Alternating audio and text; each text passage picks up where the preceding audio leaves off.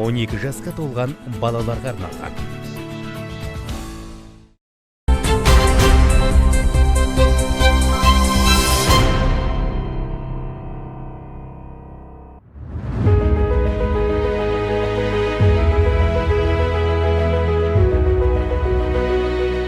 Жол сапар реті Жалағашқа да жетті. Аграрлы ауданның аймақ үшін айрықша орны бар. Ақ күріштің Қостанайы атанған топырақ, таяқ тастасаң тал болатын құтты мекен. Ендеше, бейнеттен береке тапқан ауданның бүгінгі бет бейнесін бірге бағамдасақ.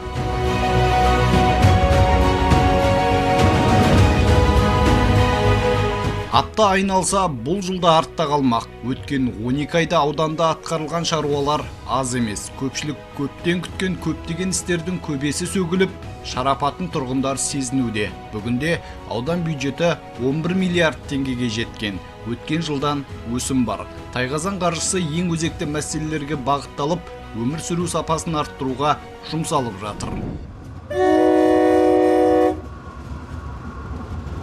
Мына шеті көрінбейтін шойын жолдармен күніне ондаған пойыз өтеді. Темір жол қашанда қауіпті аймақ. Жалағаштықтар осы мәселені біраздан бері көтеріп, талай табалдырықты тоздырған.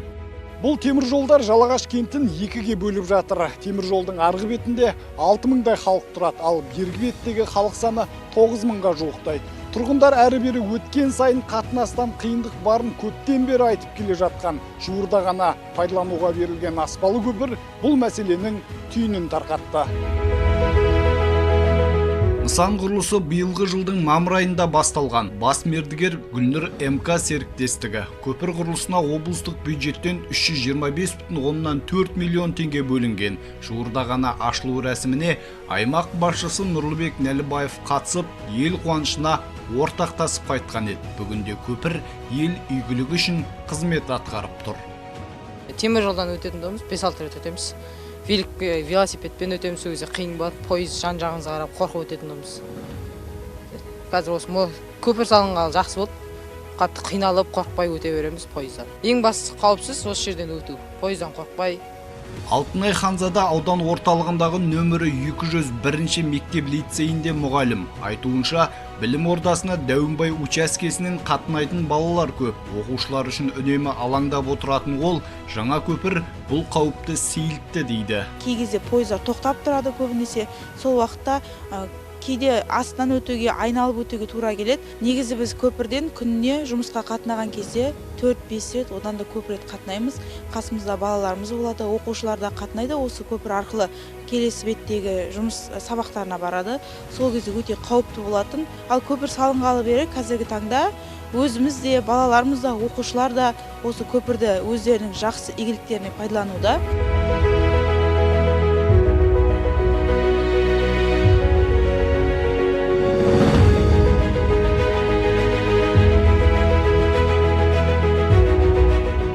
Ашығын айту қажет. Жалағаш жұрты тұрмысқа қажетті керек жарақты облыс орталығынан алады. Өйткені кәсіпкерлік саласы өзге аудандарға қарағанда кенжелеп келеді. Бірақ соңғы жылдары сауда-саттық саласында оң динамика барын байқауға болады. Бұған бірнеше себеп бар. Қазір аудан кәсіпкерлері тұрғындарға сапалы қызмет көрсетуге ерекше екпін беріп отыр. 1-2 жылда жайлыда заманауи үлгідегі сауда желілері ашылды. Кәсіпте жүргенде қазір 30 жыл болды. Бұрын Әділет базарында тұрдық. Ол жерде күн салқын болды. Жер енді өзімізге жайлы болған жоқ, ешқандай. Қиын болды ол жерде. Бірақ сонда да жұмыс істеп тұрдық сол жерде. Енді қазір Құдайға шүкір, мына магазин ашылып, жаңадан базар ашылып, мына жақсы жыл жерде отырмыз. Өзімізге қолайлы, өте жақсы. Бұл жерде қазір 17 бутик бар, 17 бутикте 17 адам отыр. Бұрын ана жаққа тұрған кезде іштен адамдар кеп 2 минут тұрмайтын, 2 минутке шыдамай шығып кететін тұғын. Аралап жүруге мүмкіндік жоқ тұғын. Қазір енді жақсы, жайлы, саудада болып жатыр, шүкір. Статистикалық дерекке сүйенсек, ауданда шағын және орта кәсіпкерлік субъектілерінің саны 3149. Оның 95,5% нақты жұмыс істеп тұр. Өткен 11 айда ауданда өнеркәсіп өнімінің көлемі 22,7 миллиард теңгені құрап, былтырғымен салыстырғанда 101,5%-ға орындалған. Сонымен қатар, негізгі капиталға тартылған инвестиция көлемі 15 миллиард 385 миллион теңгеге жеткен. Әсіресе, бөлшек сауда айналымының көлемі едәуір ұлғайған. Аудан тұрғындары мемлекеттік бағдарламалар арқылы кәсіп бастауға және дамытуға белсенді қатысуда. Жыл басынан бері 158 жоба қаржыландырылып, 167 адам жұмыспен қамтылған.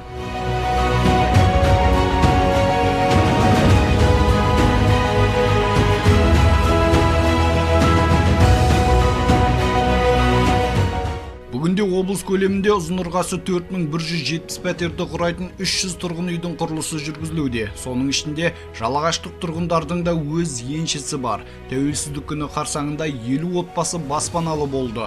Ұлттық қор есебінен салынған 25 үйдің әрқайсысында 2 пәтерден бар. Жалпы ауданы 60 шаршы метр.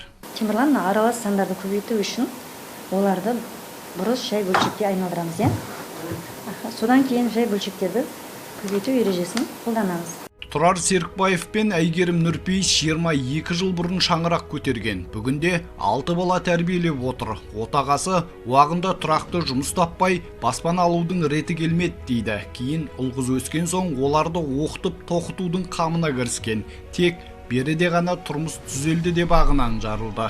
Үйленгеннен кейін 3 жылдан кейін бөлек шығып кеткен. Сыртта болдық. Жас болғаннан кейін жұмыс бабына мына қайбат, сонымен жүргенбіз. Одан кейін елге оралғаннан кейін қазір енді квартира, балдар майда болғаннан кейін жетіп-жетпеуде болады. Бұған дейміз енді квартирада жүргенбіз. Ұзаққа 3 жыл болды ма, осы кезекке тұрып 3 жылдан кейін осындай баспанаға қолымыз жетіп отыр. Аяш келді қақарлы айналаны қарсапты ақтон кейін орнатыр, дәл адамдай салмақты. Жаңа баспанада толықтай жағдай жасалған. Ауыз су, аяқ су, газ бен жарықтан ешқандай мәселе жоқ. Беріде ашылған мөлтек ауданға асфальт та төселген. Қазір тұрғындардың барлығы қоныстанып үлгерген. Аудандағы шаруашылықтың бірінде жұмыс істейтін Тұрар Серікбаев алдағы көктемге көп жоспар қойып отыр. Жердің жайын жақсы білетін ол, ауладағы 10 соттық жерді кәдеге жаратуды көздейді. Бұл жердің жері тың жер. Бұл жерде жағы атамыздан айтады ғой, шеңгелдің түбі топырағы дейді ғой, сол топыраққа ексе жеміс-жидек жақсы шығады деп. Мен биыл көремін, Алла қаласа егіп бастап жеміс-жидегі бар, басқасы бар. 10 соттық жер бұл жер. 10 соттыққа біраз нәрсені істеуге болады деп ойлаймын. Мен қазірде жемісі бар, бау бақшасын ексек, сары қора, қопшығы бар, мал бар, бәрін сияды ғой бұл жерге.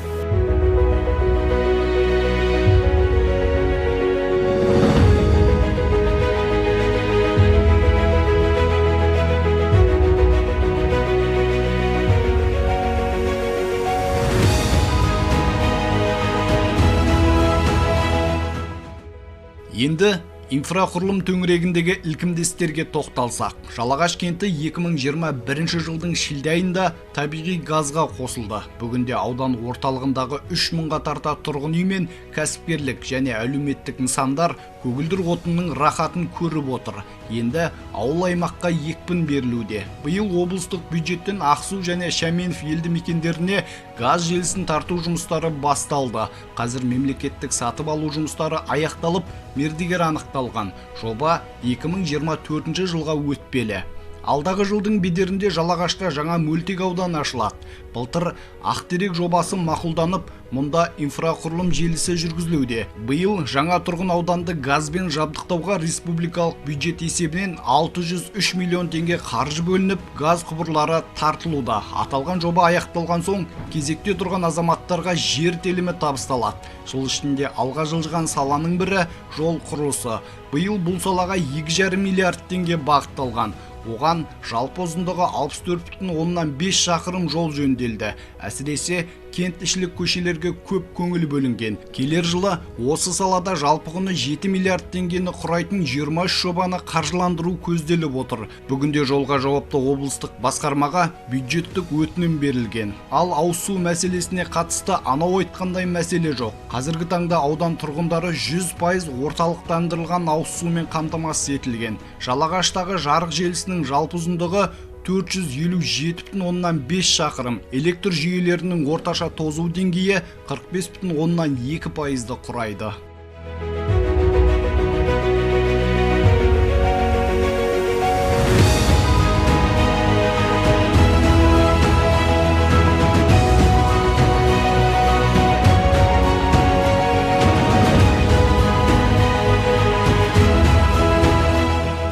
Мемлекет басшысы Қасым-Жомарт Тоқаев әділетті мемлекет, біртұтас ұлт, берекелі қоғам атты жолдауында денсаулық сақтау саласына тоқталып, саланы дамытуға қатысты бірқатар міндеттемелер жүктеген еді. Бүгінде ауданда 130 төсектік аудандық орталық аурухана, аудандық емхана, 12 дәрігерлік амбулатория, 2 фельдшерлік акушерлік бекет, 2 медициналық бекет халыққа қызмет көрсетеді. Жыл ішінде 670 сәби дүние есігін ашқан. Сыр өңірінде серпін алған саланың бірі медицина саласы.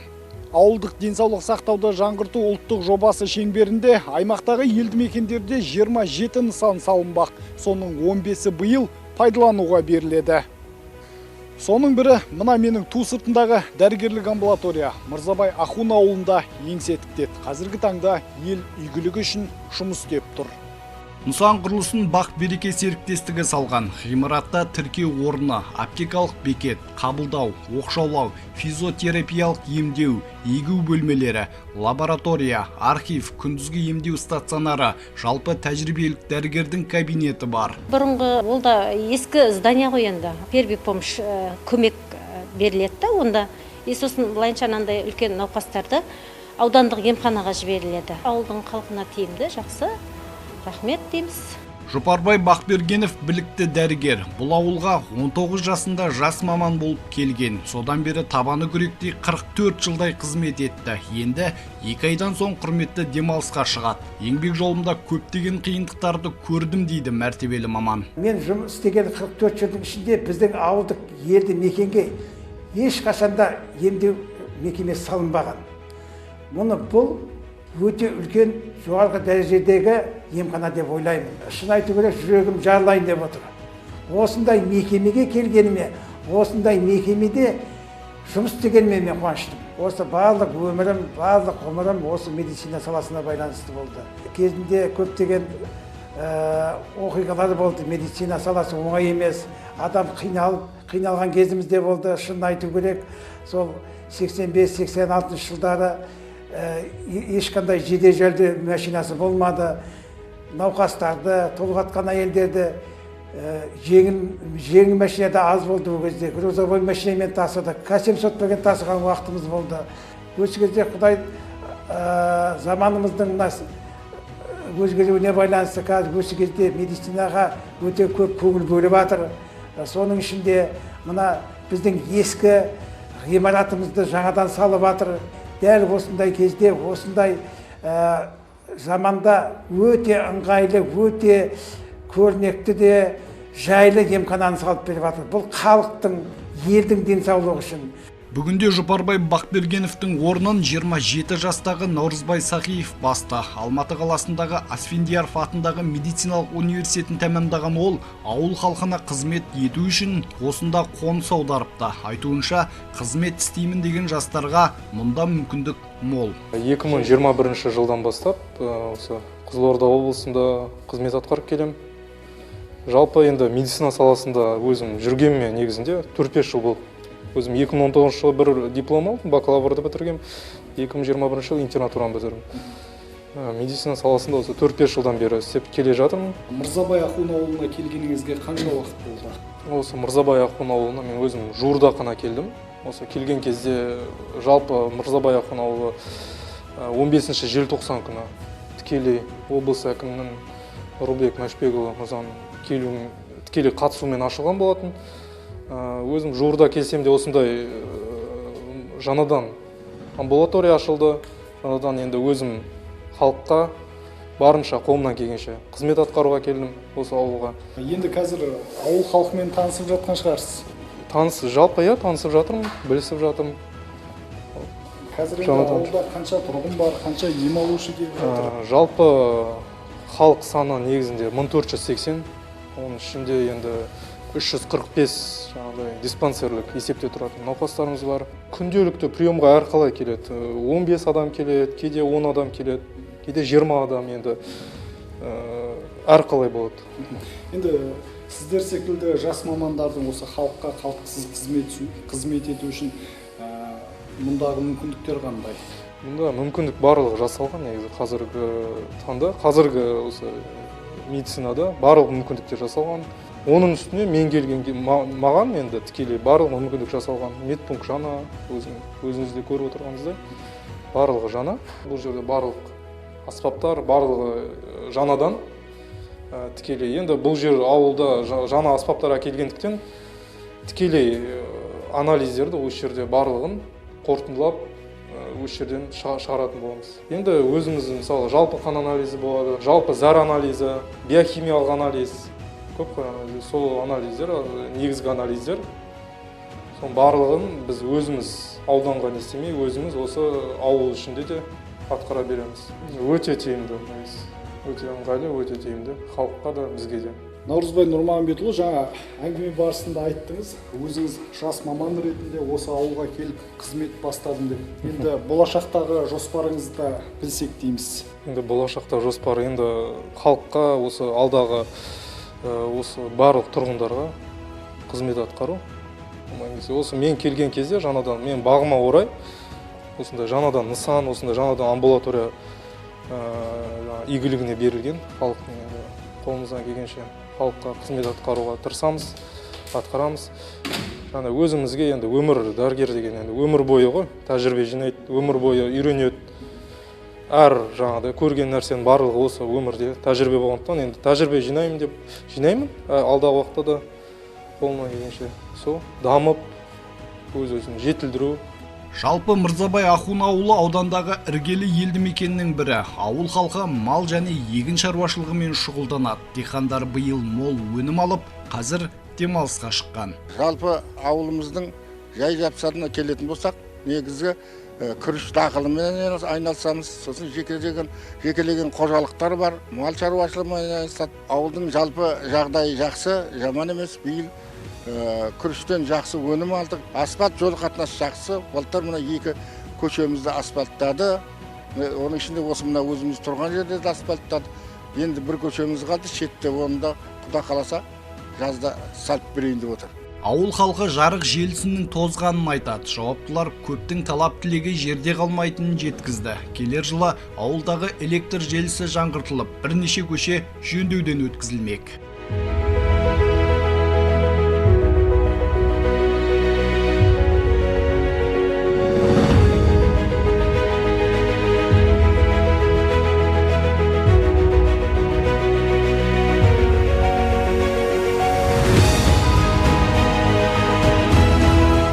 Жалпы Жалағаш ауданы бұрыннан ауыл шаруашылығына бейімделген. Оның ішінде сыр салсын егуге басымдық берген жұрт жылдар өтсе де, бұл үдерістен жаңылған жоқ. Қазір ауданда 331 шаруашылық бар. Соның 195-і егінмен айналысады. Өткен 11 айда агроқұрылымдар 34 миллиард 213 миллион теңгенің өнімін өндірген. Биыл 37 мың гектарға дән тастаған диқандар егін маусымын ойдағыдай аяқтады. Су тапшылығына қарамастан шаруалар ерен еңбектің үлгісін көрсетіп, 19.800 гектар күріштің әр гектарынан 54,5 центнерден өнім алды. Агросала туралы сөз болғанда меценаттардың еңбегін ерекше атап өткен жөн. Аудандағы іргелі шаруашылықтар жерден тапқан несібесін елмен бөлісуді дәстүрге айналдырған. Мәселен, еңбек ауылын еңбек жер шаруа қожалығы қамқорлығына алған. Қазір бұл мекен өңірдегі еңселі елді мекеннің бірі. Солардың санатына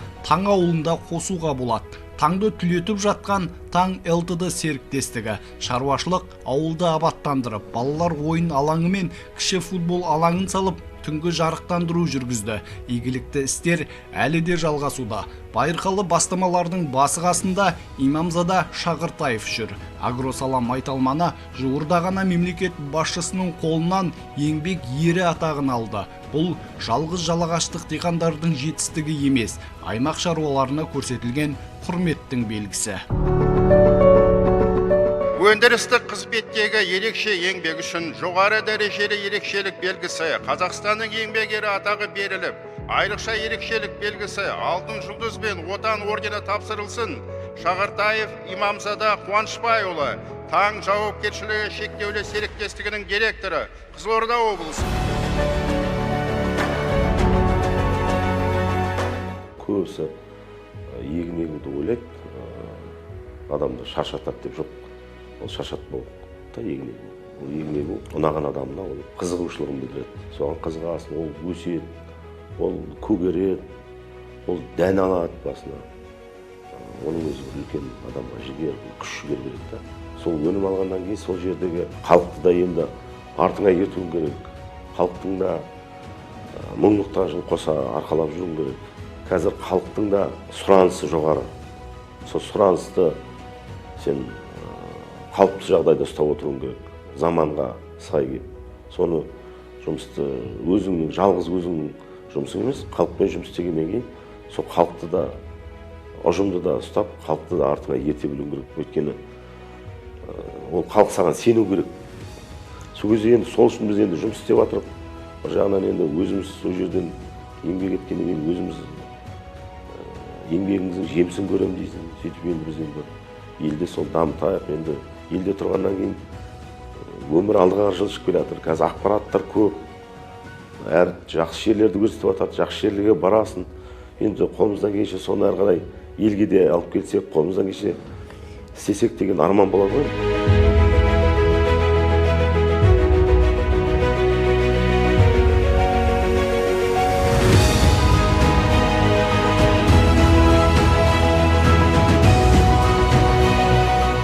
Бейнеттен береке тапқан ауданда қоғамдық тәртіп тұрақты. Құзырлы орган мал ұрлығы бәсеңдегенін айтады. Сондай-ақ жол көлік оқиғасы да азайған. Құқықтық тәртіп, мал ұрлығы, жасөспірім сынды профилактикалық шаралар өз нәтижесін беріп отыр. Қазір аудан орталығында 40-қа жуық бейне бақылау камерасы орнатылған. Соның арқасында заңға қайшы әрекеттер лезде анықталып жатыр. Жалпы қылмыстардың саны 100 қылмыс тіркелді.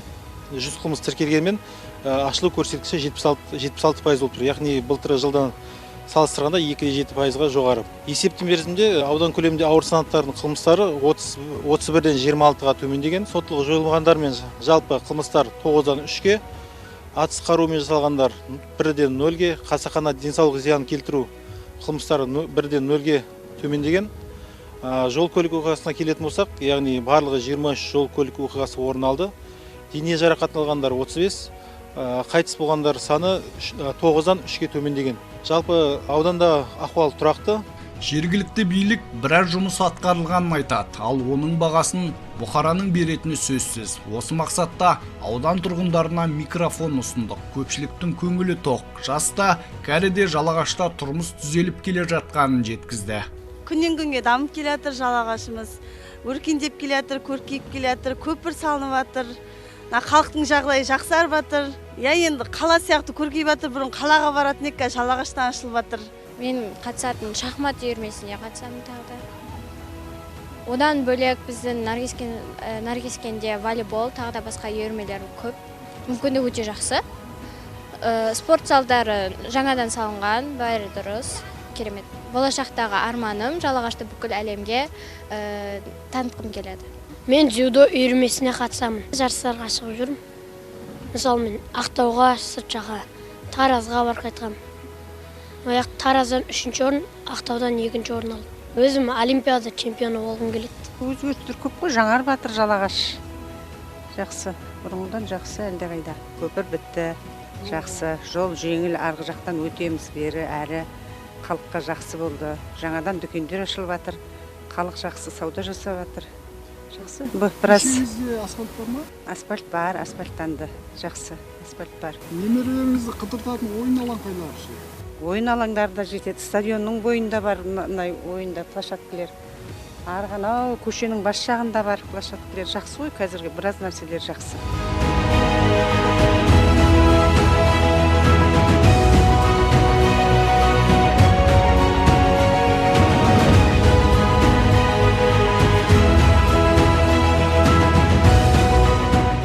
Міне Міне, аграрлы ауданның бүгінгі тынысы осындай. Жүйелі жұмыстардың дені әлеуметтік саланы дамытуға, әлеуметтік міндеттемелерді уақытылы орындауға, шағын және орта кәсіпкерлікті дамытуға, жаңа жұмыс орындарын құруға және аудан экономикасын әртараптандыруға бағытталған. Бұл кешенді іс-шаралар легі келер жылда жалғасын таппақ.